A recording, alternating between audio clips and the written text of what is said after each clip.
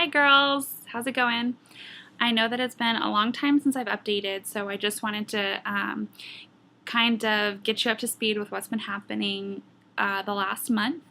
I think the last time that I updated was on the 16th of April, so I would have been right in the middle of my cycle.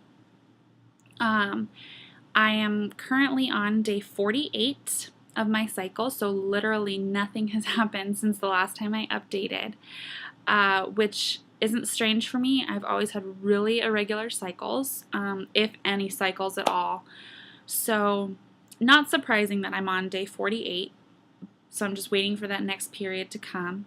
Last cycle I was on 100 milligrams of Clomid and I did not ovulate, which was a little strange because I had ovulated on 50 milligrams of Clomid the month before, so I was a little bit confused. I did go to my doctor and she told me that that was normal. Sometimes she'll have women that have been on 100 milligrams for 6 months and they'll ovulate 3 out of the 6 months.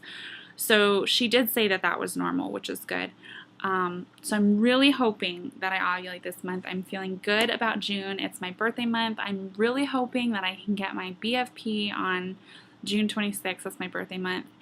And so I'm doing things. I've got a whole regimen of products that I'm trying in order to make this our month because I'm stressed out with this trying to conceive thing. So because my update was so short, like I said, nothing has happened. I'm going to give you guys a quick overview of some of the products that I've been using. So if I do in fact get pregnant this month, then hopefully you guys can try out some of these products and maybe they'll help you too. I'm waiting for my period to come. There's no signs of it coming. And I mean, I've been a little bit sick. I'm playing hooky from work today because I've been running to the bathroom every 5 minutes, but it's nothing pregnancy related. Like I said, I didn't even ovulate last month according to my day 21. So I think it's just something bad that I ate. And so I've been pretty sick lately. I took a pregnancy test yesterday just to make absolutely sure positive, and it was, of course, it was a negative test. So I think that this is just a stomach bug. So anyway, I'm waiting for the next period to start. My doctor did give me Provera, so I can start that at any time. And I've kind of just been, I don't want to say procrastinating, excuse me, or putting it off, but I want so bad for this to be my month and this to happen as much on its own as it can. And so I've been putting it off. I know I need to start the Provera soon. So maybe I'll start that tonight or tomorrow. And then hopefully cycle day 1 would be June 1st. That would be ideal. I like having my cycle start in the beginning of the month. And then on top of that, I would be in prime condition to take my pregnancy test on my birthday, which would be really cool.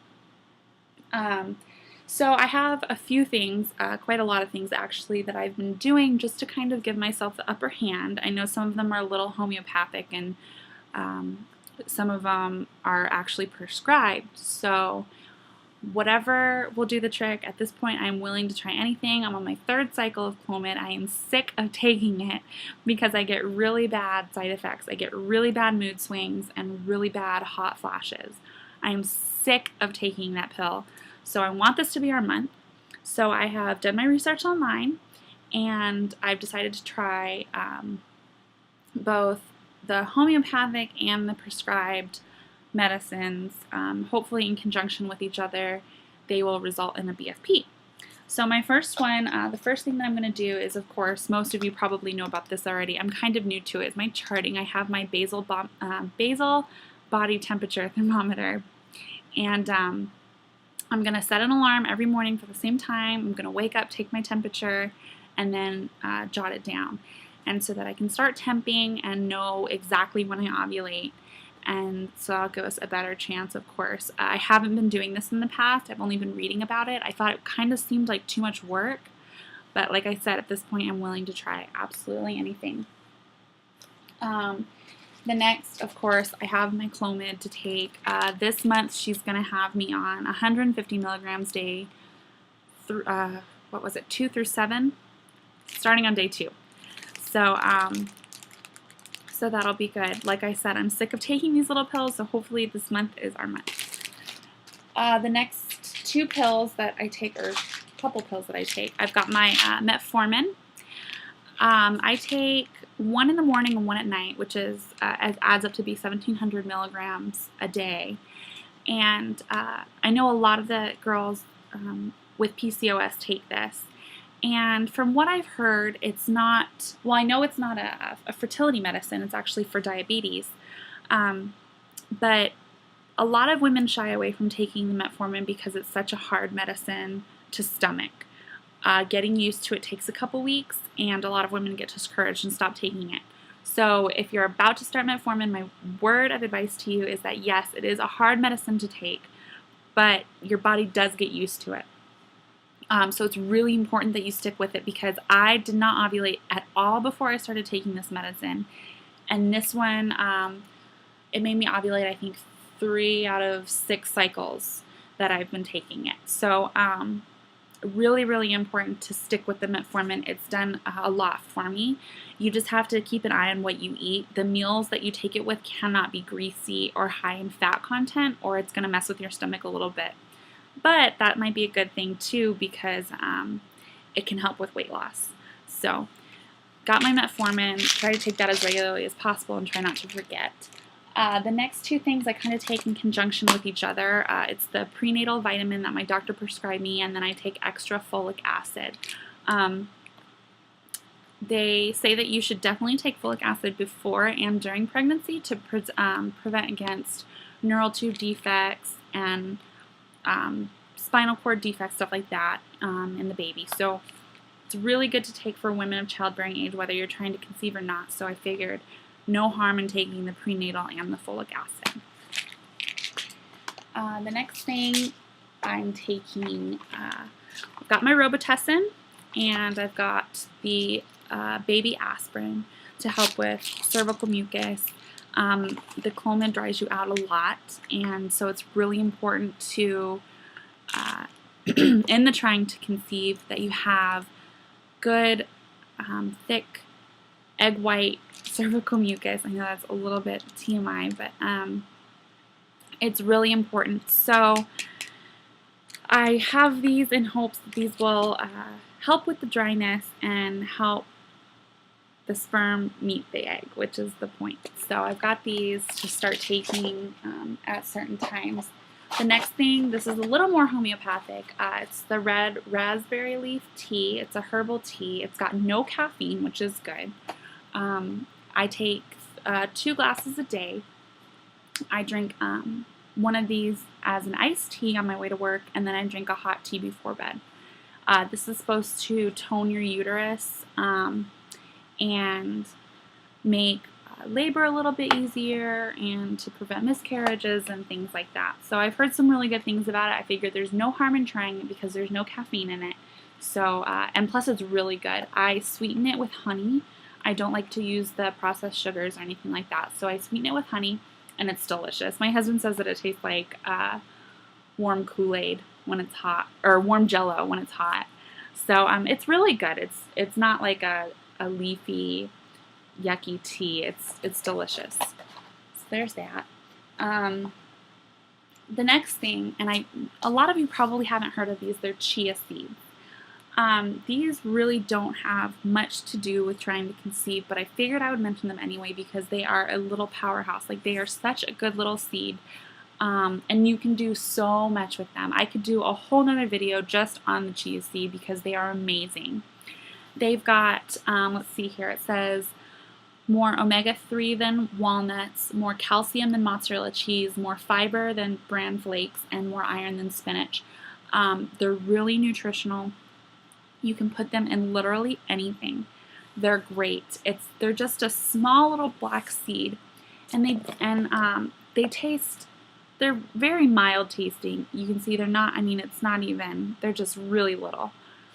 When you put them in water, they turn into like a gel kind of. They get soft, so you can put them in puddings and soups, and I put them in smoothies, or I just put a tablespoon of them in my water and drink it that way. You might have a little bit of an issue if you're a texture person because people don't like to drink seeds down, but these are really, really good. You can get them at any Whole Foods store. I actually got mine in the vitamin section of Walgreens. So I figured just in the efforts of trying to conceive, I would use these great little seeds, and they've worked really well, give me lots of energy. The last thing that I use is the pre-seed. Like I said, the Clomid dries you out a ton. So I bought the pre-seed, I bought it online, and I've heard great things about it. It's supposed to mimic the body's natural secretions, so it's not harmful to sperm in any way. It comes in a combo pack. It's used with applicators internally and externally. So it's a lubricant and not harmful to sperm, and it makes it much more enjoyable, you know, when the time comes and you have to do it, and you know, it's not heat of the moment, it's not super romantic, but this will get you through that, and it's great. So definitely, if you're on Clomid and you're trying to conceive, I would definitely recommend the pre-seed lubricant, because it's what it was designed for. It even says on the top, it says seriously fun baby making. So can't go wrong with that. So the last couple of things I wanted to show you. I know what I just went over seems like so much to do, and like I said, I'm really hoping that it works for me. But it's a little overwhelming, and it's a lot of things to remember. It's a lot of medicines to take, and it's a lot of timing, and precise timing, and every day counts so much in your cycle, and you need to be able to look back and remember what happened on what day so that you can talk to your doctor and give her accurate information. It's really, really important. So one of the things that I did was I have an iPad and an iPhone, so I downloaded an app that takes care of all of that for me. So here, as you can see, this is my app. It's called My Days, and it's a fertility app that has a camera or a calendar in it, and it literally takes care of everything for you. As you can see, this is April. This is my April calendar because April was much more eventful for me than May was. So the red days here are your period days. Oops. It reminds you to take your pills. There's a spot for you to chart your temperatures. The green here is your ovulation days. I know you guys can't really see it that well, but those are the days that you're working up to ovulation, and then it will predict your surge as well. There's room for you to mark the days that you did the baby dance. There's days, or there's buttons on here where you can chart your cervical mucus and your cervical position, and really just so much. Anything that you can imagine is on this chart. There's places for you to write notes about each day. You can manually set your ovulation date. You can put your temperatures, like I said, you can put your weight. You can chart your mood and your blood flow, and it's just really great. Another thing that it does is, like I said, you can chart your temperatures on here, so you can have a chart, and it's really good. I mean, it's a really good app to have. I sit in bed before I go to sleep, and I put everything in here that I've done for the day, and it's also a great reminder if I've forgotten to do something, like, oh my god, I've forgotten to take my metformin, then I can take it. And so everything's on here, and this is really handy. I just bring it into my doctor's appointments with me, and I have it right at my fingertips.